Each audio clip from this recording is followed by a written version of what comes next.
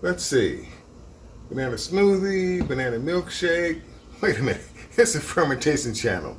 We're gonna make some banana wine.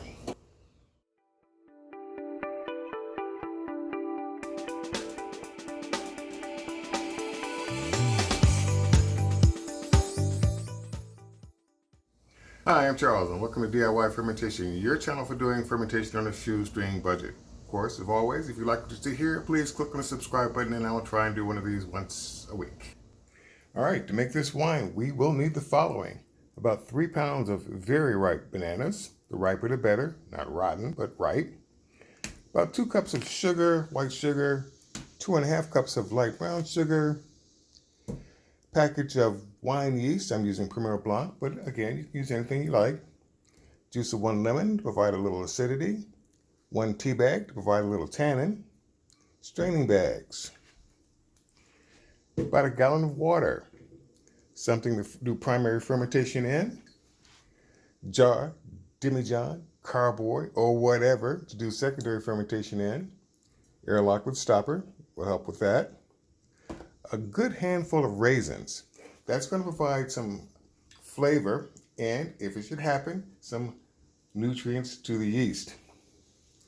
Hydrometer is always going to be helpful to determine alcohol levels. That's what we're going to be using. Now, to get this process started, we need to slice up these bananas. Now, I've seen it done a couple of ways. We could grab a banana here. First thing to do is remove the stem. Now, I've seen it done where the entire banana was sliced. I've seen it done where the bananas have been peeled.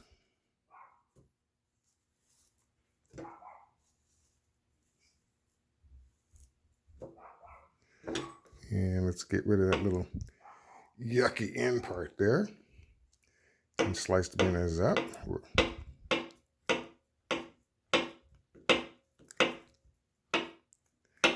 Now you can do it either way. I'm going to do it where I'm slicing the bananas outside of the skins our first time around. Get those in the straining bag. And I should point out that since these bananas are very ripe, I can put that in there. I wouldn't say they're slimy, but they're definitely soft. And they are a little hard to get hold of. So I'm going to go ahead and chop up the rest of these bananas. I'm going to keep these skins because I'm going to put those in the boiling water that we're going to be using to extract some of the banana flavor out of these slices. And we'll get back to that in just a moment. Now, with the bananas out of the way, this is probably a good time to go ahead and add our raisins to the mix. This is what I would consider to be a reasonably good helping. I've seen some recipes that require anywhere from 1 to 2 pounds of raisins, but at almost $6 a box for a pound, I'm sorry, this is not going to be happening in this particular batch of wine. I did say this channel is doing fermentation on a shoestring budget, and I pretty much meant it. And $6 a box for a batch of wine for the first time making it, I think that's a little bit out of my league. So we'll go ahead and add our raisins to our banana mixture.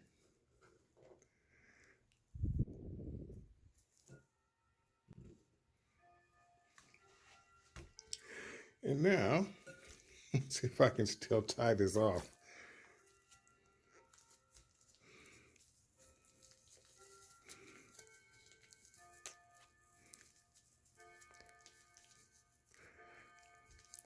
Good enough. Now then, on to the kitchen. So what do we need to do now is that we need to get our banana raisins into the pot and our banana skins into the pot. Before I pour this water into the pot, I want to pour off a little bit of the water into our small pot that we're going to be using to boil our tea bag. And the rest of the water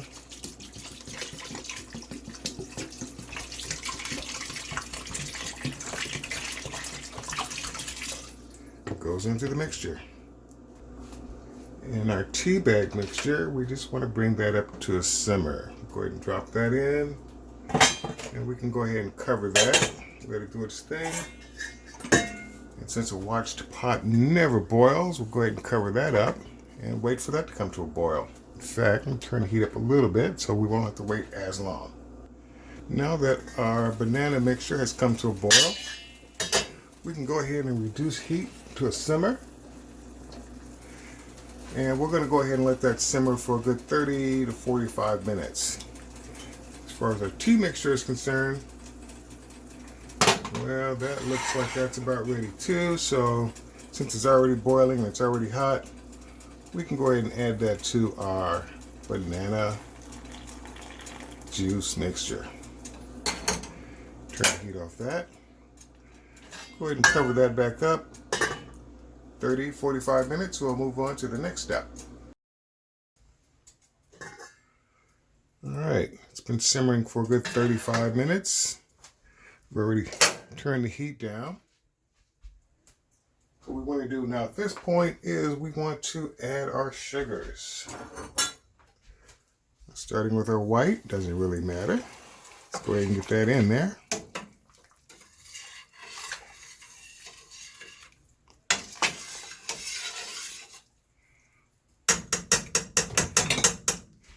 And let's add our brown sugars.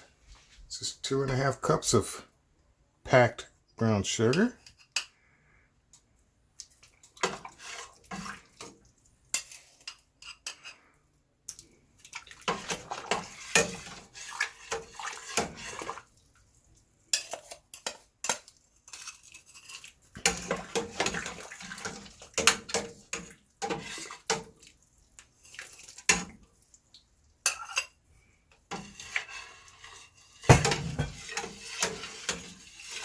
Go ahead and incorporate that.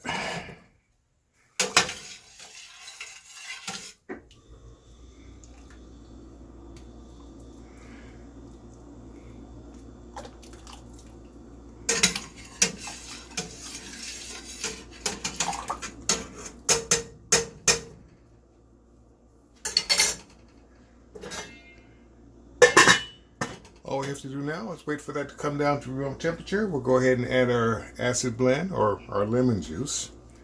Now that our banana mixture has come down to room temperature, we need to transfer it from the pot into the fermenter.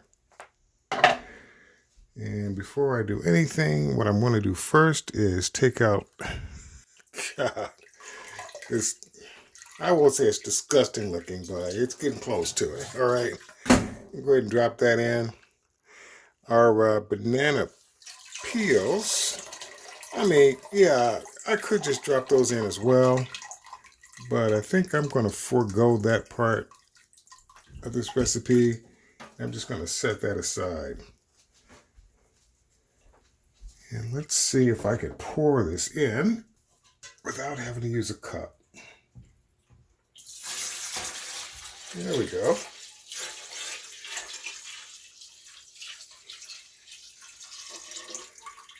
All right.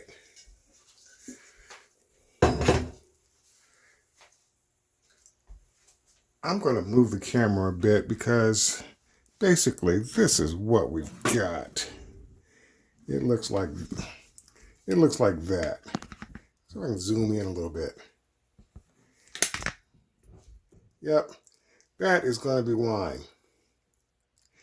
I can't tell you what that actually reminds me of because this is going to be a family channel, but yep, that's supposed to be some of the best wine that you can make.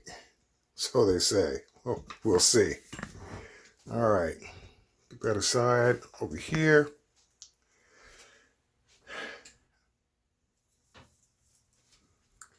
Let's go ahead and slice up our lemon / acid blend.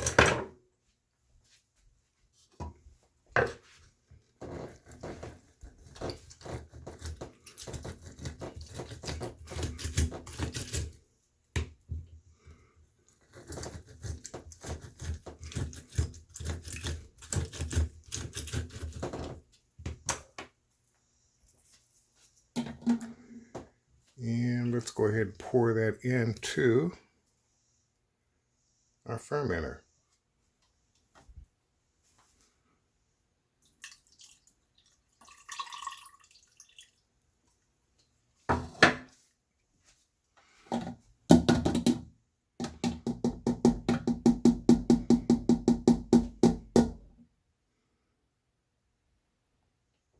Now the very last act is to add 1/4 teaspoon of yeast,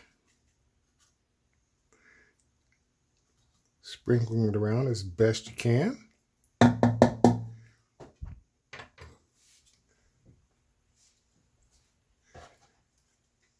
Put your cap back on.